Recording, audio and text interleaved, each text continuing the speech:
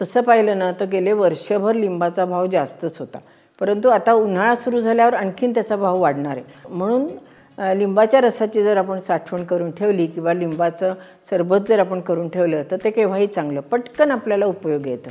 म्हणून लिंबाचा रस वर्षभर साठवायचा कसा आणि लिंबाचं सरबत कसं करून ठेवायचं त्यावर आज आपण व्हिडिओ करणार आहोत. त्याच्याकरता आपण आपल्या स्वयंपाकघरात जाऊया. चला येता ना मग. प्रथम आपण अर्ध्या वाटी लिंबाचा रस साठवणार आहोत. त्याच्याकरता आपण ह्याच्यामध्ये अर्ध्या वाटीला थोडं कमी असं पाणी घेतलं आहे.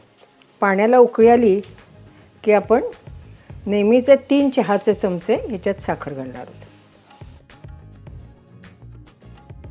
आपल्याला हा जो पाक करायचा आहे ना, हा जरा चिकट पाक करायचा आहे बरं का, म्हणजे एकतारीच्या जवळपास आपल्याला हा पाक करायचा आहे. आता नुसतं साखर विरघळली. आता अर्ध्या वाटी रसाचं सांगितलं, याप्रमाणे तुम्ही 1 वाटी रसाचं डबल प्रमाण घ्यायचं आणि तुम्ही करू शकता. आता आपला हा पाक झालेला आहे, एकतारीच्या जवळपास आपला हा पाक होत आला आहे, हो की नाही.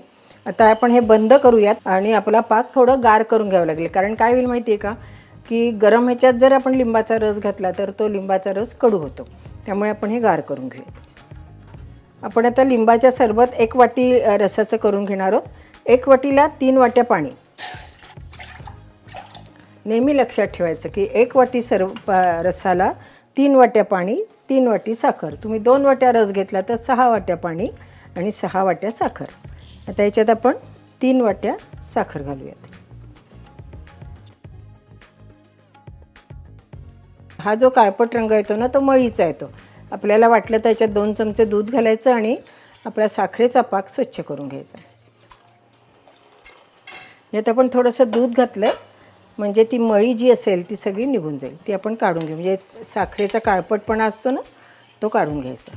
लिंबू पिळताना सुद्धा कधी अगदी खूप जोर लावून पिळायचं नाही बरं का, नाहीतर मग त्या लिंबाच्या सालाचा कडवटपणा असतो तो त्या आपल्या रसामध्ये उतरतो. तसंच बीसुद्धा लिंबाची कधी आपल्या सरबतात किंवा कशातही जाऊ देऊ नये, आहे की नाही. ही मळी आली ही आपण काढून घेऊयात,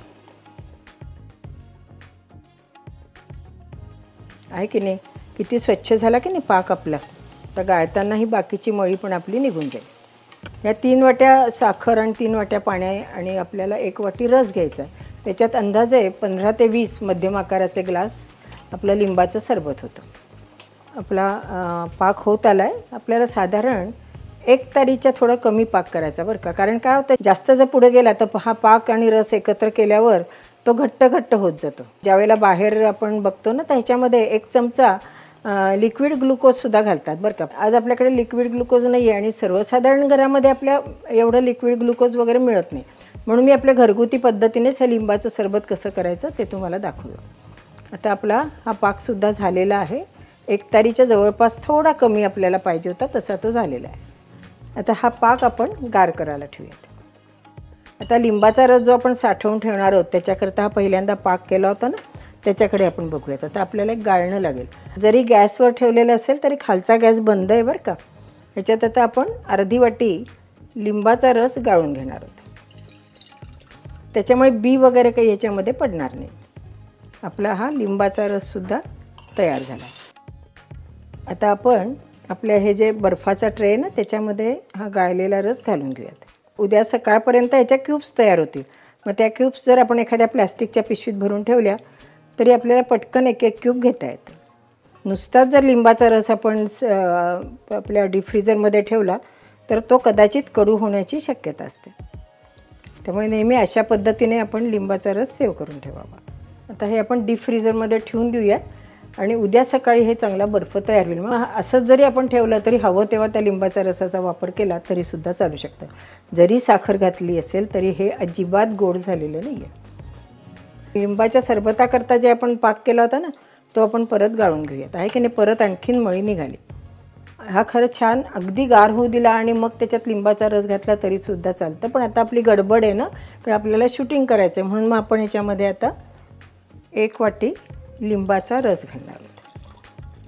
आता ह्याच्यात तुम्हाला हवं असेल तर तुम्ही खाण्याचा थोडा रंग घालून ठेवू शकता.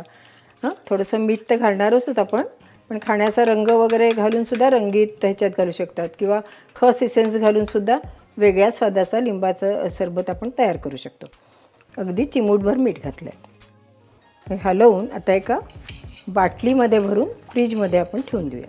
तर वेळेवर फक्त 1-2 चमचा हे घ्यायचं, त्यात गार पाणी टाकायचं की आपलं सरबत तयार. लिंबाचे जे क्यूब्स असतात ते बर्फा इतक्या कडक नसतात बरं का. हे आपण एखाद्या बाटलीत भरून वरती जर 1-2-3 क्यूब्स ठेवल्या तर त्या दिवसापुरता आपल्याला लिंबाचा रस वापरता येतो. त्यात तो संपला की पुन्हा 2-4 काढून ठेवायच्या किंवा एखाद्या प्लॅस्टिकच्या जिपलॉकच्या बॅगमध्ये सुद्धा घालून डीप फ्रीझरमध्ये मात्र ठेवायचं. म्हणजे हे क्यूब्स जे लिंबाचे आपण केलेले आहेत किंवा लिंबाचा जो रस ठेवलेला आहे तो बरेच दिवस टिकतो. अगदी 10-12 लिंब तुम्ही आणून ठेवली आणि असं जरी आपण रस करून ठेवला ना तरीसुद्धा चालू शकतो. आता सध्यासुद्धा लिंब महाग व्हायला लागली आहेत, तोपर्यंत तुम्ही पटकन लिंब आणून त्याचा रस काढून साठवून ठेवला ना तरीसुद्धा चालू शकतं. चला तर मग बाजारात जाऊन पटकन आजच्या आज लिंब घेऊन या आणि असा रस करून ठेवा. नक्की तुम्हाला त्याचा वर्षभर उपयोग होईल. निदान जोपर्यंत उन्हाळा आहे तोपर्यंत तर नक्कीच होईल. अशा छान छान सुंदर रेसिपी बघण्याकरता अनुराधा चॅनलला लाईक करा, शेअर करा, सबस्क्राईब करा आणि हो, बेल आयकॉन दाबायला विसरू नका. म्हणजे नवीन नवीन व्हिडिओज आलेले तुम्हाला नक्की कळतील. धन्यवाद.